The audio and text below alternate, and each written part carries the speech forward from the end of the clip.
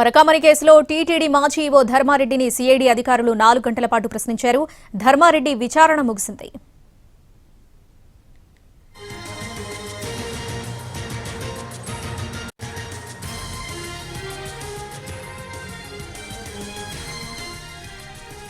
పరకామణి కేసులో టీటీడీ మాజీ EO ధర్మారెడ్డిని CID అధికారులు 4 గంటల పాటు ప్రశ్నించారు. ధర్మారెడ్డి విచారణ ముగిసింది.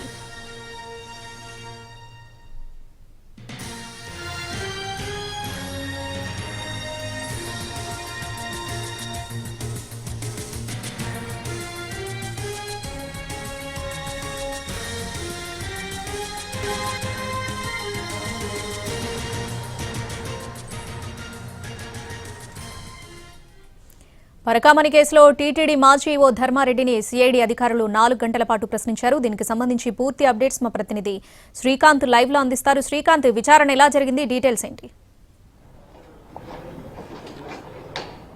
పరకామణి చోరీ కేసుకు సంబంధించి విచారణ ప్రారంభించినటువంటి సిఐడి అధికారులు ఇవాళ టీటీడీ రిటైర్డ్ మాజీ ఈవో ఎవరైతే ఉన్నారో ధర్మారెడ్డిని విచారించారు. విజయవాడలో ఉన్నటువంటి సిఐడి కార్యాలయానికి ఉదయం 10:30 గంటల సమయంలో ధర్మారెడ్డి రావడం జరిగింది.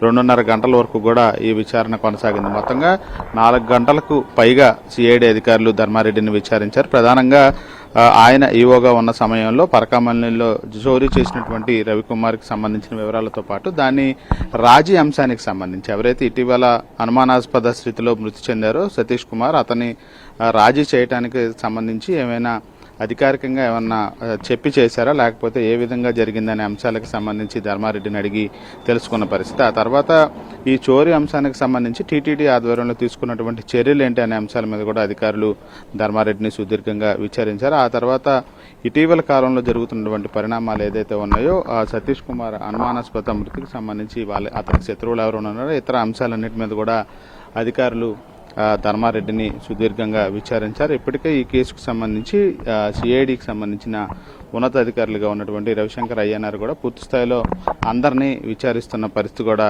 ఉన్న నేపథ్యంలో ధర్మారెడ్డిని అప్పుడు జరిగిన ఆ చోరీ కేసుకు సంబంధించిన రాజీ వ్యవహారం మీద పూర్తి స్థాయిలో విచారించినట్టుగైతే మనకి తెలుస్తూ ఉంది. విచారణకి సంబంధించి ఆ కేసు ఏదైతే ఉందో దాన్ని రాజీ చేసుకోవడానికి ఎక్కడా కూడా నిబంధనలు లేవు కాబట్టి ఆ విధంగా ఎవరు ప్రోద్బలంతో సతీష్ కుమార్ రాజీ చేశారు అనే దానికి సంబంధించి కూడా వివరాలు అడిగి తెలుసుకున్న పరిస్థితి. ఆ అంశం ఏదైతే రాజీ చేసుకున్నారో దాన్ని టీటీడీ అధికారులకు సమాచారం ఇచ్చి చేశారా, లేకపోతే ఎవరిదైనా ఒత్తిడి ఉండటం వల్ల చేశారా, ఈ అంశాలన్నింటి మీద కూడా ధర్మారెడ్డిని అధికారులు 4 గంటల పాటు కూడా విచారించిన పరిస్థితి కూడా ఉంది. వీళ్ళతో పాటుగా మరికొంతమంది మరో 2 టీటీడీ రిటైర్డ్ అధికారులను కూడా ప్రస్తుతం విచారణ కొనసాగుతున్న పరిస్థితి కూడా ఉంది. గతంలో టీటీడీలో పనిచేసినటువంటి మాజీ సిబిఎస్ఓ నరసింహకిషోర్ను కూడా ప్రస్తుతం అధికారులు విచారిస్తూ ఉన్నారు. వీళ్ళను కూడా పరకామణి చోరీ కేసుకు సంబంధించి విచారణ కొనసాగిస్తూ ఉన్నారు. రవికుమార్కి సంబంధించి ఏ విధంగా